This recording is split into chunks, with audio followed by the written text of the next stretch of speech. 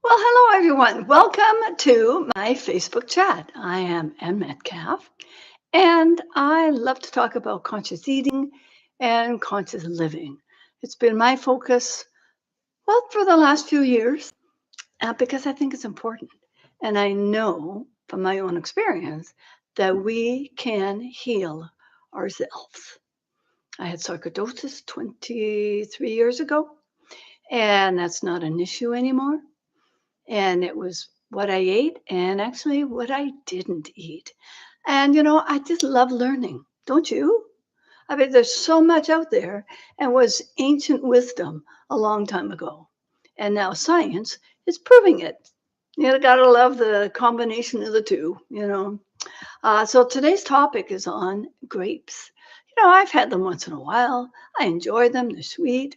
You hear all sorts of rumors. Oh, don't eat too many. Don't eat the seeds. Well, this talk is going to dispel some of that. So, yeah, have a listen. Thanks for joining me on this February 2nd. Apparently, another 6 weeks of winter. The groundhog saw a shadow. Woo, woo. And anyway, so let's just get on with our Facebook chat. And grapes, all sorts of different colors. They're used for wine, for juices, all sorts of things. And they've been called the queen of fruit because they were treasured across ancient cultures as both nourishment and medicine. And in ancient Greece, Rome, Persia, and Ayurvedic traditions, grapes were used not just as food, but as restorative fruit, valued for hydration, mineral richness, and support during heat, fatigue, illness, and recovery. And modern science is now helps explain why grapes earned this reputation. Why are they so nourishing? They're delicious. Grapes are made up of more than 80% water, offering natural hydration, along with easily usable natural sugars. They provide potassium, vitamin K, fiber, especially in the skins, and a powerful group of plant compounds called, you got it, polyphenols, which are particularly abundant in red and purple grapes and the black grapes with the seeds. They are also a rich source of vitamin A, C, and B complex, along with minerals such as calcium, magnesium, boron, manganese, iron, and selenium. Grapes contain notable antioxidant compounds, including bioflavonoids, resveratrol, and anthocyanins, like the similar to what's in the blueberries, and especially the wild blueberries. Most concentrate in the skin and the seeds. Together, these phytochemicals contribute to grapes' antioxidant, anti inflammatory, antimicrobial, and immune supportive properties, which helps explain their long standing use as strengthening, restorative food rather than a quick sugar source. I mean, you can have that if you want to, but it's got all these other beautiful healing properties. Circulation, nitric oxide, and cardiovascular support. How does that all work together? Well, research shows that grapes support cardiovascular health by improving nitric oxide signaling, a key molecule that helps blood vessels relax and function efficiently. Healthy nitric oxide availability supports circulation, vascular tone, and endothelial function. Rather than saying grapes prevent blood clots, a more accurate framing is that grape polyphenols support conditions that promote healthy blood flow, reducing factors that contribute to clot formation. This aligns beautifully with traditional views of grapes as a heart and circulation supportive food. Now, another one that I found interesting was tooth decay and oral bacteria, a very surprising benefit.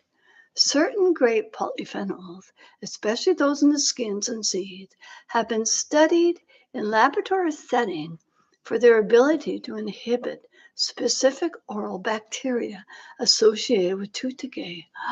Wow, who knew? These compounds may reduce bacterial adhesion to teeth and disrupt harmful biofilm.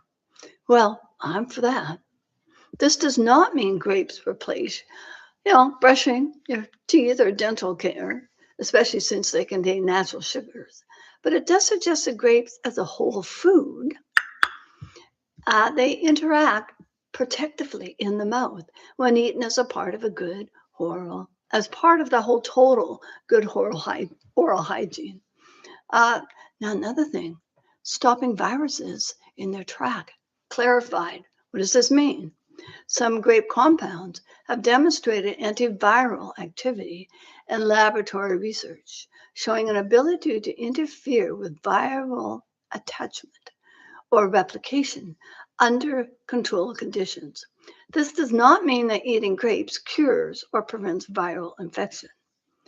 A grounded understanding is that grapes provide immune supportive compounds that help the body's natural defense systems function more effectively, which is what we want, echoing how traditional systems viewed grapes as supportive during illness without crossing into medical claims. And another thing is the blood sugar and the insulin regulation. Whole grapes can support blood sugar balance when eaten mindfully.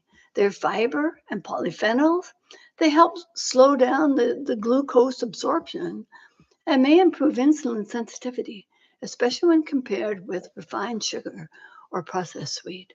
Although grapes contain natural sugars, they behave very differently in the body than isolated or refined carbohydrates. Portion awareness matters. You can't be a glutton. But grapes eaten whole can be part of a blood sugar conscious diet rather than something to fear. Seeded versus seedless grapes. I had a question. Like, what's the difference? Most fruit come with seeds. We eat most of them.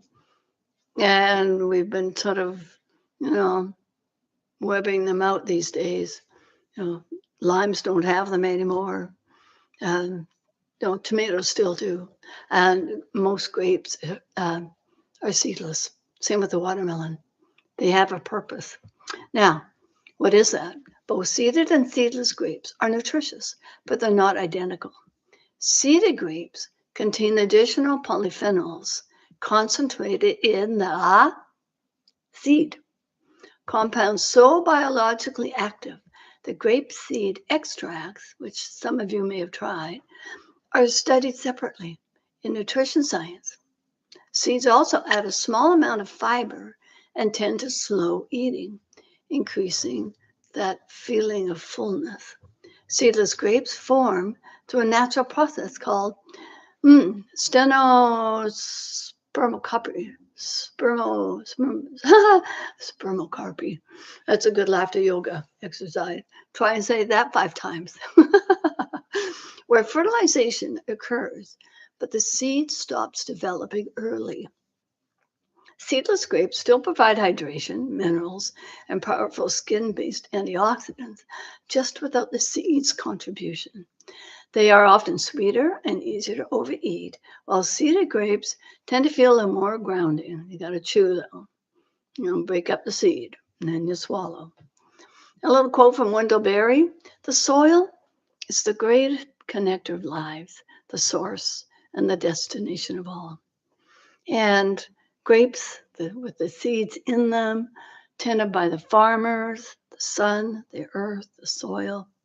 And some people say they can actually feel a difference when they're eating seeded grapes. Maybe they're just feeling all the whole complete picture that the divine put into those grapes. Why plant hormones are sometimes used. That was another question I had. Because seeds normally produce growth hormones, seedless grapes lack that internal signal. Some conventional growers apply a naturally occurring plant hormone called gibberellic acid, produced through microbial fermentation to support the berry size and spacing after flowering. This does not alter the genetics or the pollination, and it does not harm the pollinators. However, it is a human intervention, which is why organic growers typically avoid it. One reason organic grapes may be smaller, more variable, and, I know, more expensive. Sprays, residues, and why organic grapes matter. Grapes are among the fruits most commonly treated with fungicides due to their susceptibility to mold and mildew. Because grapes are eaten with the skin, residues matter more than with fruits you peel. While residue levels are regulated, many people choose organic grapes when available to reduce cumulative chemical exposure, CCE, over time, especially for children or those focused on long-term health and longevity. The poor liver, it has got a lot to process. All those fungicides that come in and the Kupffer cells that enter in the part of the liver. You can find it in my liver graphic novel that I've written. And those Kupffer cells help destroy the toxins coming into our body, coming into the organ, that blood flows to the heart, to the brain. Do you want those toxins all over your body? I know I don't. Even choosing organic some of the time can be meaningful. A refreshing way to enjoy grapes. This is so good, especially black, deep purple varieties, and they're the most nutrient dense. And find them with seeds if you can. I'm going to be looking for that one. And you can chew the seed thoroughly or blend seeded grapes in a high-speed blender, which I did this weekend. Or you can juice for a deeply antioxidant-rich drink without the seeds, but seeds, some of them will have been crushed.